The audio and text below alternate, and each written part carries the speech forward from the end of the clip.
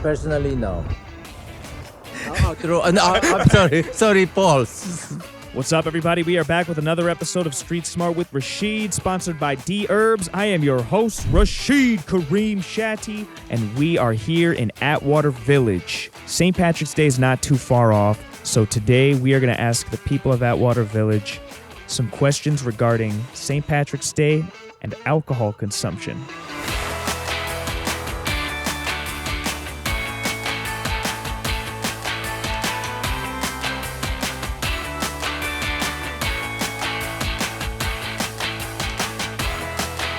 What is your name and where are you from? Hi, I'm Baker. I live here in Los Angeles, but I'm originally from Minnesota.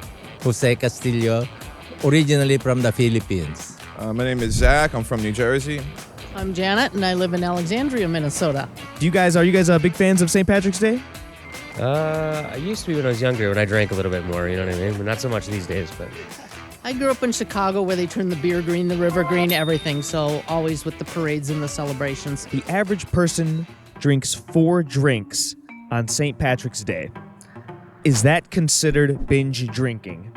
True or false? True. Personally, no. True. No, I'm sorry. Sorry, Pauls. Sorry.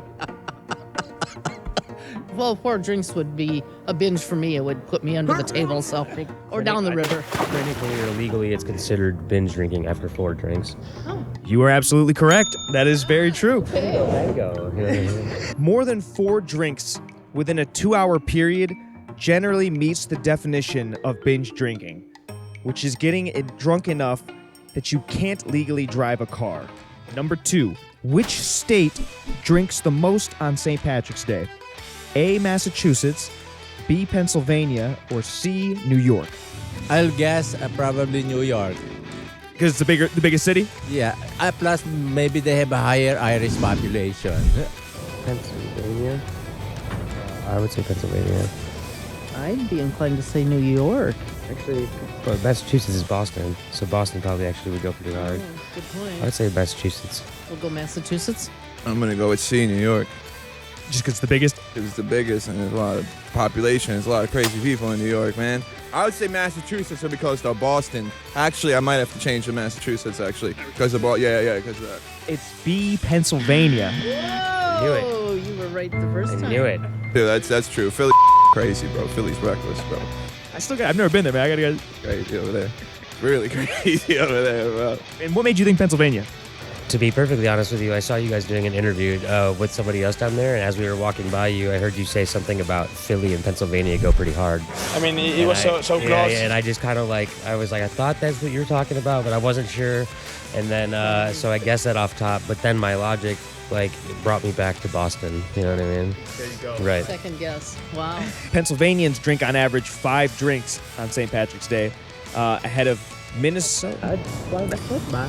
To me. Can you guys believe Massachusetts only came in at 7th? Oh, yeah. Crazy. What percent of car crashes are caused by drunk drivers on St. Patrick's Day? A, 42%, B, 55%, or C, 63%? I would take the higher one, 63%. Go with 63 on this one. 42%. You are correct, sir. You are correct. It's actually 63%. I had a feeling it was going to be one or the other. It was going to be lower, it was going to be high. You weren't going in the middle. You were going high or low. Going high or low, I knew. I was giving humanity a chance, man. I guess my faith in humanity is down a little bit. This is twice the rate on normal days when drunk drivers cause a third of all accidents. People die from drunk driving accidents once every 30 minutes on St. Patrick's Day.